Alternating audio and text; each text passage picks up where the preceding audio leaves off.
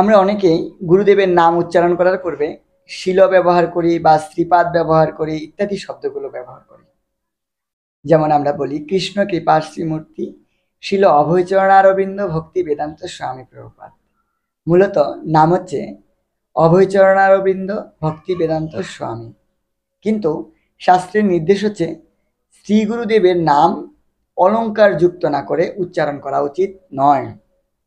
হরিভক্তি বিলাসের অন্তর্গত প্রথম বিলাসে ৬০তম শ্লোকে সিদ্ধান্ত দেওয়া হয়েছে নতশিরা ও করপুট হইয়া প্রণব অর্থাৎ ওম উচ্চারণ করিতে হইবে। শ্রীমুখ এবং তৎপরে বিষ্ণু পাদ সমন্বিত করিয়া শ্রী গুরুদেবের নাম উচ্চারণ করিতে হইতে হয়।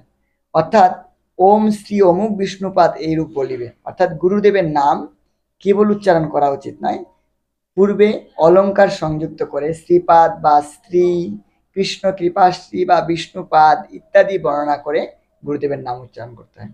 সেজন্য গৌড়ীয় বৈষ্ণবরা ওম অষ্টশতর শ্রী শ্রীমৎ ভক্তি সিদ্ধান্ত সরস্বতী ঠাকুর প্রভুপাদ বলেন, শিল ভক্তিবিনোদ ঠাকুর বলেন, এভাবে নামের পূর্বে শ্রী যুক্ত করে অলঙ্কার যুক্ত করে গুরুদেবের নাম উচ্চারণ করতে হয়। হরি বল।